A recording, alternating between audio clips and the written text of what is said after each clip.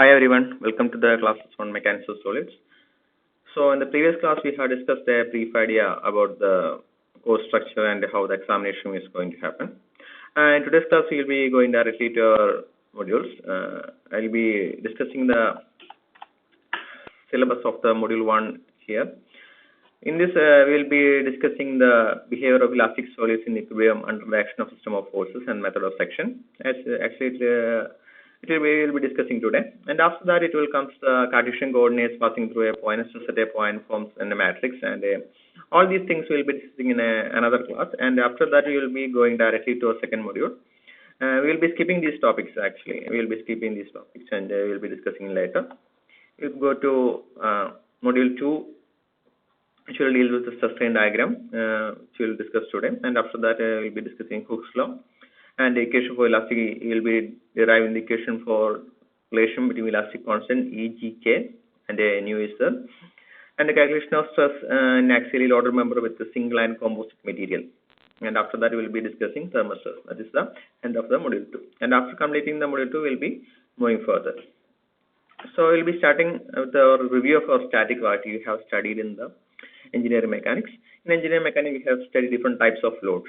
So that comes under point load, distributed load, and coupled loads. So point load will be representing in terms of a single line. So it will be representing point load like this, and sometimes it will be vertical, sometimes it will be horizontal, or sometimes it will be inclined. And we will be already discussed about distributed load, uniformly distributed load. Suppose 10 kilonewton force is acting on 1 meter area. So it will be 10 kilonewton per meter. Kilonewton per meter acting on a 2 meter area. Total load will be 10 into 20 kilonewton. It's a total load. That is the meaning of distributor that we have already studied in the first year. But even by distributed load. So in distributor we have two classifications: uniformly distributed load and uniformly varying load. So sometimes the load may not be uniform in an area. It will be increasing from one end to another. It will be representing in terms of a triangle. The intensity of the load can be calculated as the area of the triangle. Normally this load will be expressed in terms of some value. Let it be 3 kilonewton here, and it will over a length of 2 meters. So the area of this rectangle will be half BH. So half into 3 into 2 will give us the intensity of this uniformly varying load. So will be first we have discussed about point load, and then comes the distributed load. That is uniformly distributed load, and one more classification is there, uniformly varying load. And last we had discussed about coupled load. Coupled is a two equal and opposite forces separated by a distance, that is forms a couple. Normally equal and opposite force produces no effect, but if it is separated by a distance, it will produce a rotating effect. That is the effect of a couple. Force into distance will give us the effect of a couple. These are all things we will be revising from our engineering mechanics. Now we will go to our types of loading. Here is our initial, we have a rectangular block, and we are applying point load on this. Even we are applying point load on the material, depending on the type of application, we will get different result. Here is a 5 different result that we have obtained by applying point load on this block. In the first case, I have applied a point load in two opposite directions, like a pull. I am trying to pull this rectangle block into opposite direction. So obviously its length will increase and its cross section area will be reduced. This is the first effect. In second figure, I am with a force I am compressing from both sides. So its length is reduced and the area cross section is increased. In the third figure, I am supporting at the end and applying a load from the left end. So it will bend like this. All the three are because of point load. In the fourth figure, I have fixed the bottom portion and I am applying a force on the top portion.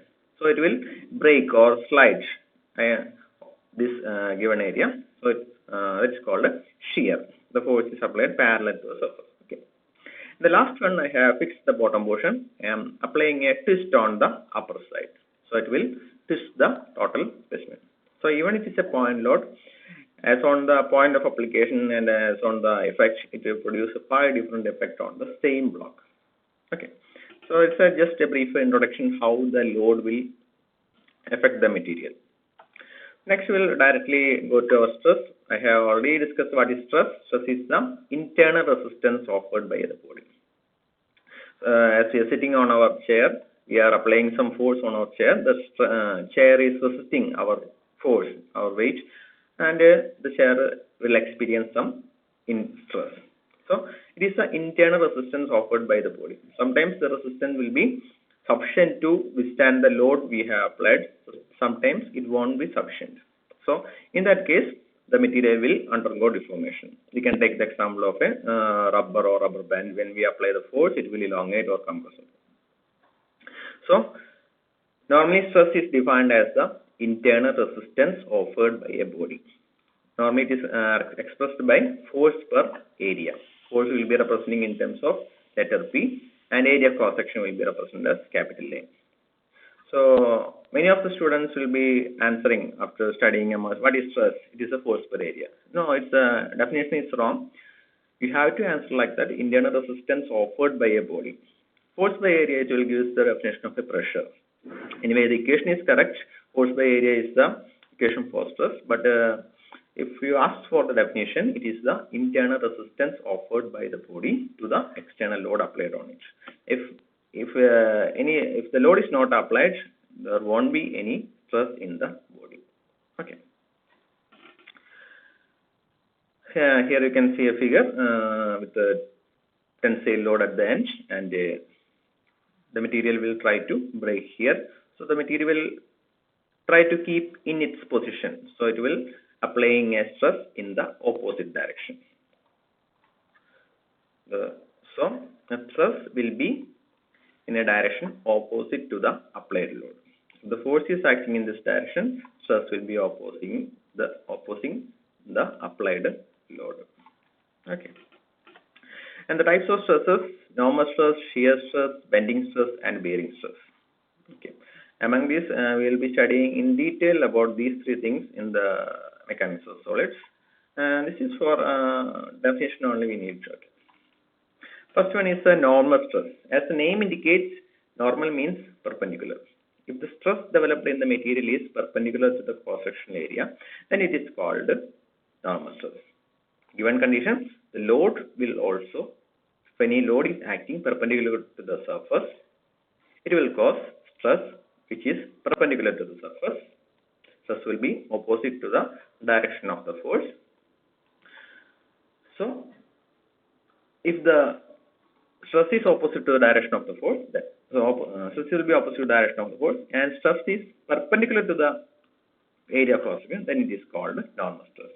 As we had decided, stress is defined as the force per unit area. If the stress is normal to the area concerned, then these are termed as normal stress. Okay. So if the stress is normal means perpendicular. The stress is perpendicular, that is called a normal stress. The normal stress are generally expressed by the Greek letter sigma. Normal stress are generally expressed by the Greek letter sigma. Okay. Next we go to the shear stress. And before that, here is two types of normal stress we have.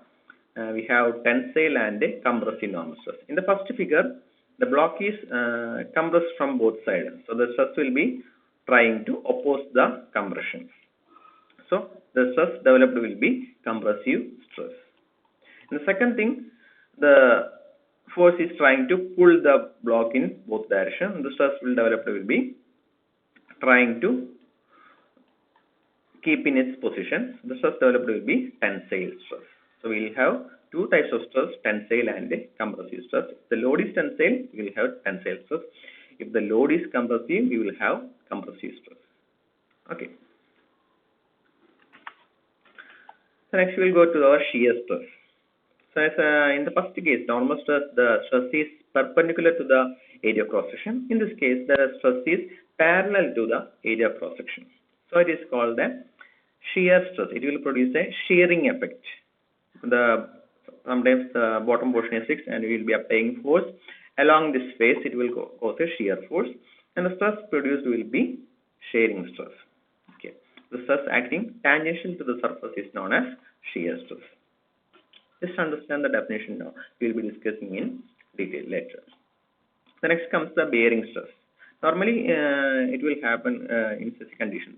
Suppose a rod is inserted through a block and we are applying 10 kilonewton force on this block. The block at this section will experience a bearing stress. So, bearing stress is a contact pressure between separate bodies. It is the contact pressure between separate bodies. It differs from compressive and internal stress caused by the compressive force. So it's a typical example. A rod is inserted between the block and we are applying 10 kilonewton forces. Then a stress is developed here. That stress is called bearing stress. It's the contact pressure between the separate bodies. We have rod and block as the contact separate bodies. Okay, so we'll go to the next topic. Working stress. Actually, we have covered all the 4 types of stress. Next comes our in design aspect, working stress. Suppose even the material can, suppose a bus can carry, a traveling bus can carry maximum almost 80 people if it is tightly packed. But due to safety condition, our road authority will not allow to carry such number of passengers in a bus. The number of passengers in the bus is limited. It will be equal to the maximum seating capacity plus 10 or 10 or 15 like that. That is called safety condition. Similarly, if a material can withstand maximum some value, that is called maximum stress. The stress a material can withstand to its maximum, that is called maximum stress, or it can be also be termed as a ultimate stress. Normally, while designing, we will not load the material up to that limit. We will be loading the material up to certain value below the ultimate stress or maximum stress. That value is called the working stress. The working stress can be calculated by dividing the maximum stress with the factor of safety. Or factor of safety can be defined as the ratio between the maximum stress and the working stress. Okay, so it is for the safety of the design. Okay.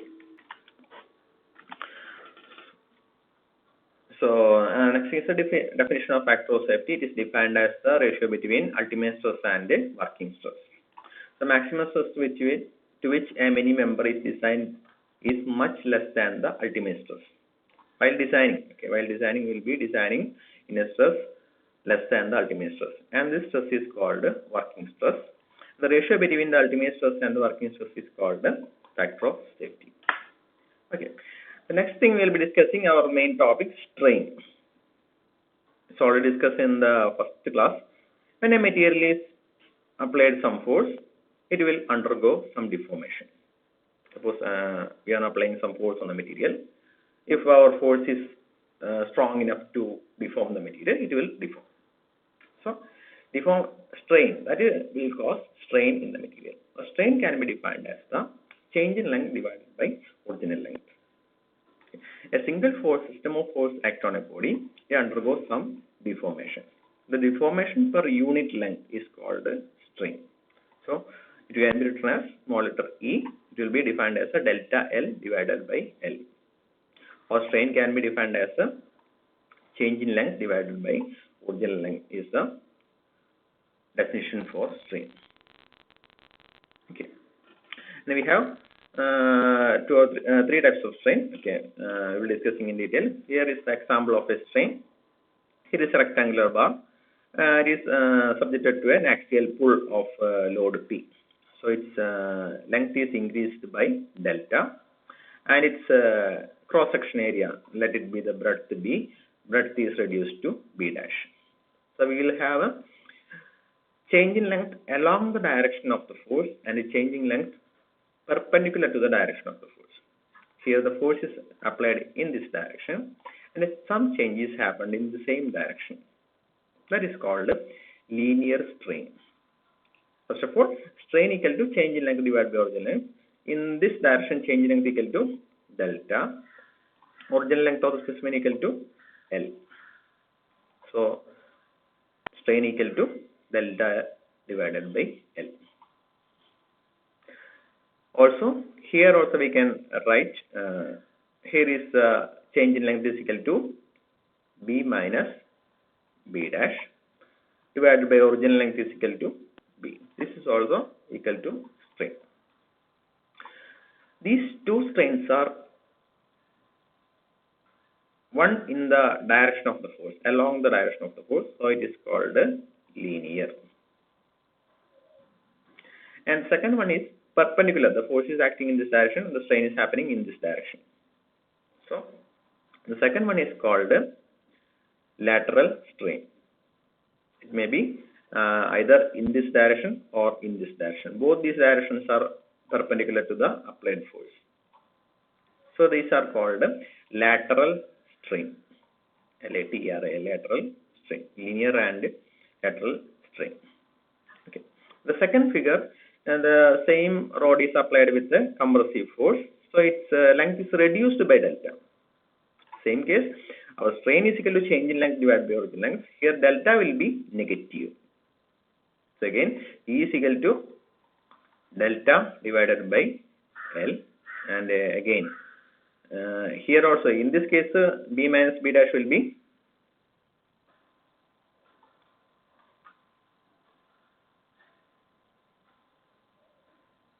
okay. Actually it is here in this strain is negative. Here also we can write the strain as change in length is equal to B minus B dash divided by original length B. Here the lateral strain is positive, but the linear strain is negative. In the first case, linear strain is positive, lateral strain is negative. Okay, lateral means perpendicular direction of the force, either in this direction or in this direction. Linear means along the direction of the force, in this direction or in this direction. Okay. And we will be discussing one more strain, volumetric strain.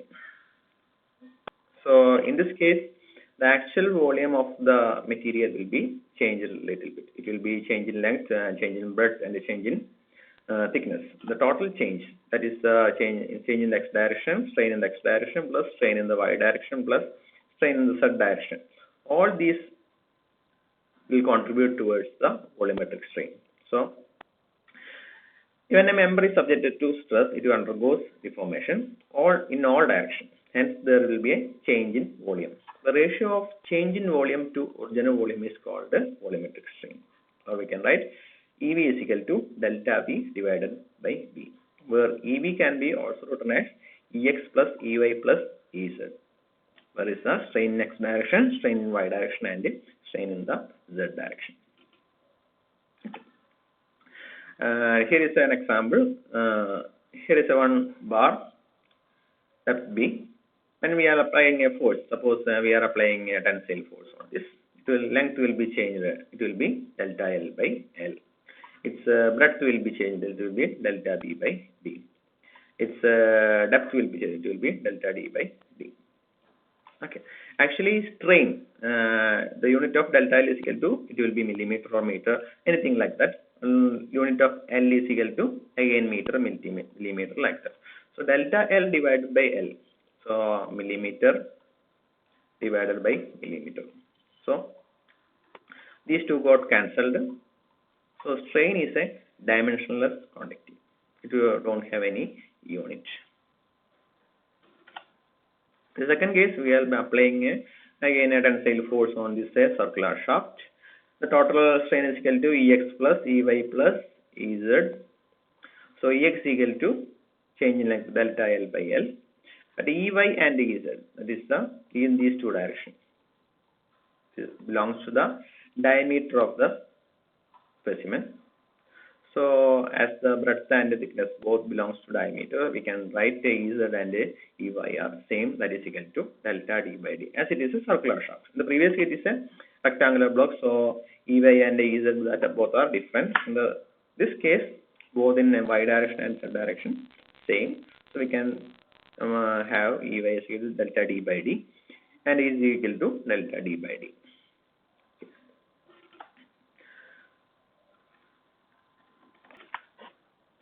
Next thing we will be discussing the elasticity. So Suppose we are applying a force on a body. Again, we are applying the force on the rubber band. Actually, I should not take the example of rubber band as we are dealing with the mild steel.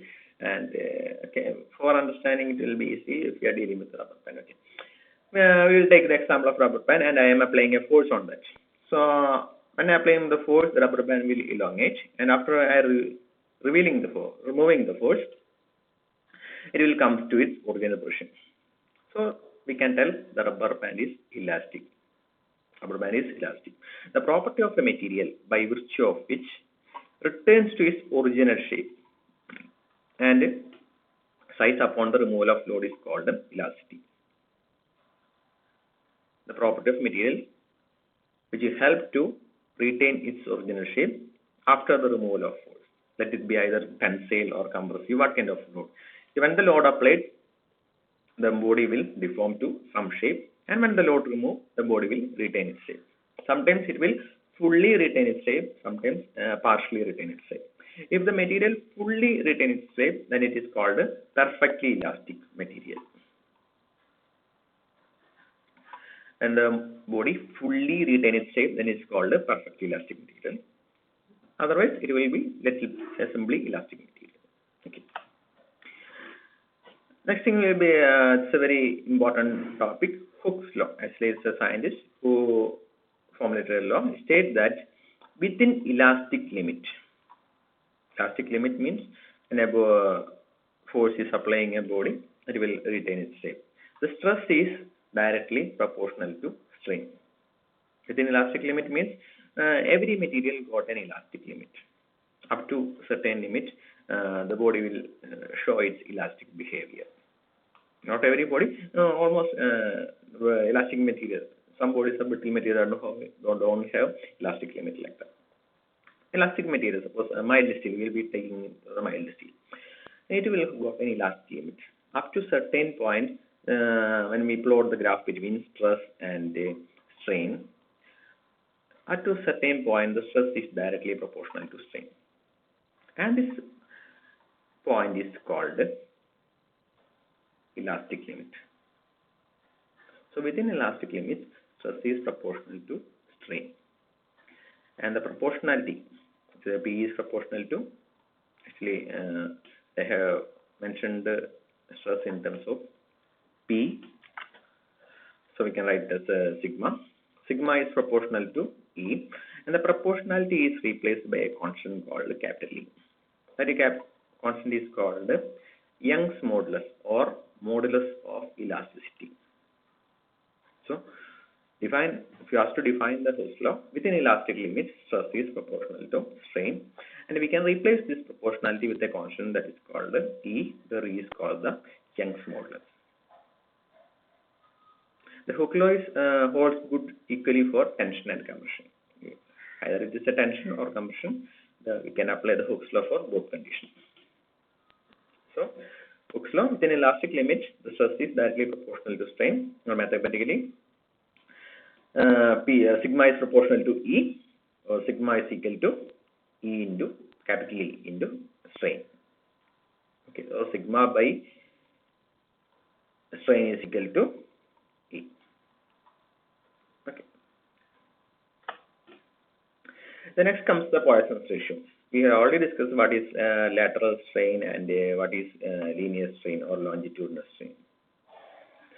Suppose strain is acting along the direction of force, that is called longitudinal strain. Suppose strain is acting perpendicular direction of force, that is called lateral strain.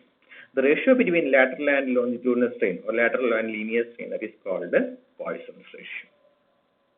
The ratio between the lateral and linear or longitudinal, the same meaning. Linear and longitudinal, same meaning. Okay. Linear and longitudinal, same meaning. The ratio between the lateral and linear strain is called Poisson's ratio. And we will be using mu as the symbol or 1 by m. And we will have the mu for steel as 0.25 to 0.33. We will be using this value. Okay. And the next thing we will be discussing the shear strain. We have already discussed what is shear stress. Shear stress is when a block is there and we will be applying the force parallel to the surface of the block that will produce a stress that is called a shear stress. And when we apply the shear force on the body will elongate like this. This is the initial position. After the application of it will change to this position.